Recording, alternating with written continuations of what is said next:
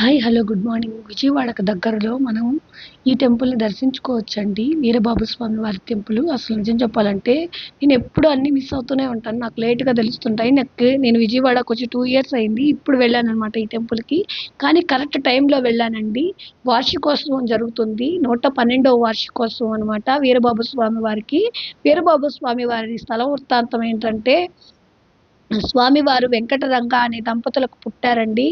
ఆహ్, వాళ్ళ దంపతులు పరమేశ్వరుడి కృప వల్ల వాళ్ళకి చక్కని తేజస్సుతో కలిగారనమాట. సూర్యబింబంలాగా అందమైన బాబు.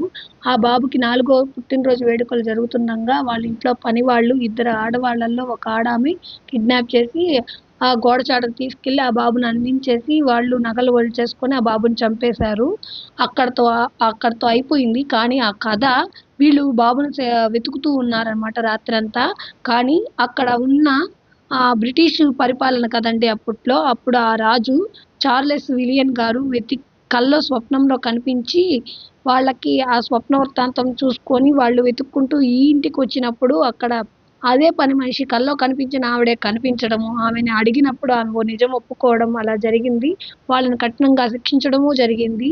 కాకపోతే తల్లిదండ్రులుగా వీళ్ళు ఏం చేయలేని పొజిషన్‌లో ఉన్నప్పుడు శ్రీ సామ వెంకటరమణ గారికి స్వామివారికి కల్లో కనిపించి స్వామివారి రూపంలో అంటే మన ఆహ్, ఏ స్వామివారి రూపంలో కనిపించారంటే అది బాలారిష్ట దోషాలు నిర్వర్తించే సమస్త శుభాలను నిర్విఘ్నంగా జరిపించుటకై స్వయంభూగా వెలిసినందువలన బాలవీరునిగా కనిపించారనమాట. ప్రతిష్ఠించారు. ప్రతి సంవత్సరం శివరాత్రి ముందు వచ్చే శుక్రవారం సంబరం చేయవలసినది అని ఆదేశించారంట. అంటే ప్రతి సంవత్సరం శివరాత్రికి వచ్చే ముందు శనివారం నాడు సంబరాలు చేయాలని ఆశీర్వదించారంట ఆ వీరబాబు స్వామి. అలా కల్లో కనిపించారంట. అక్కడకు వచ్చిన భక్తులకు సంతాన ప్రాప్తి కలుగుట చేత అందుకని స్వామివారిని సుబ్రహ్మణ్య స్వామి విగ్రహ రూపంలో అంటే పసిపిల్లవాడిలా సుబ్రహ్మణ్య స్వామి నిలబడుకోనుంటారు కదండీ! ఆ రూపంలో ప్రతిష్ఠించారు. ఇది 112 సంవత్సరం హ్మ్. ఇలా క్రితం జరిగినది. అప్పటినుంచి వార్షికోత్సవం జరుగుతున్నాయండి.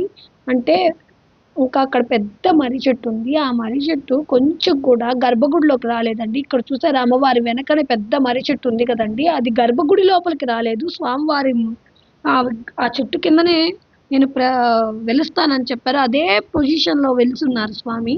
అదే పాయ మళ్ళీ వెనక వైపు గూడా ఉంది. ఇంత పెద్ద మర్రి చెట్టు. 2 మర్రి చెట్లున్నాయండి. ఈ ఈ మర్రి చెట్టుని ఆదరాగా చేసుకొని చుట్టూ అమ్మవార్లను ప్రతిష్ఠించారు. చూడండి ఎంత బావుందో టెంపులు.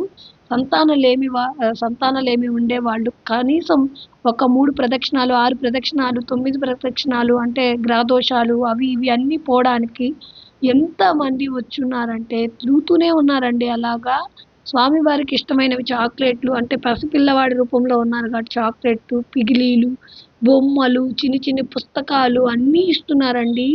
అసలు నిజంగా ఇప్పుడు మనకి ఏదన్నా లోపము ఉంటే అదే పనిగా అవి చూసినప్పుడు ఆ లోపం పోతుందండి. యాక్చువల్‌గా చెప్పాలంటే ఒక సాంగ్ విన్నప్పుడు మనసు ఎంత పీస్‌ఫుల్‌గా అవుతుందో, సంతానం కలగాలనుకున్నప్పుడు పిల్లలతో ఎక్కువ ఆడుకుంటుంటే, ఆ పిల్లల వలన మనకి హార్మోన్స్ ఇంక్రీజ్ అవుతాయని నేను ఇనున్నాను. యాక్చువల్‌గా చెప్పాలంటే నేను చిన్నప్పటి నుంచి పక్కింటి పిల్లకాయలతో ఎదురింటి పిల్లలతో తెచ్చి ఆడిపిచ్చేదాన్ననమాట. అసలు ఎక్కువగా ఆడిపించేదాన్ని. నా నా ఏజ్ సిక్స్త్‌లో ఏజ్ 12 ఉంటుంది గదండీ! 11, 12 ఆ ఏజ్ నుంచే పిల్లల్ని ఎత్తుకొని ఆడించేదాన్ననమాట. మా అక్కకి ఒక పాప, పెద్దక్కకి, చిన్నక్కకి ఒక పాప, బాబు వీళ్ళందరిని ఆడించాను గాబట్టే నాకు అసలు ఏ ప్రాబ్లమ్స్ లేకపోయినా 1 ఇయర్స్ ప్రెగ్నెన్సీ అంటే ఫ్యామిలీ ప్రాబ్లమ్స్ వల్ల ఉండకపోయినా ఒక్క టైంకి వచ్చేసిందండి.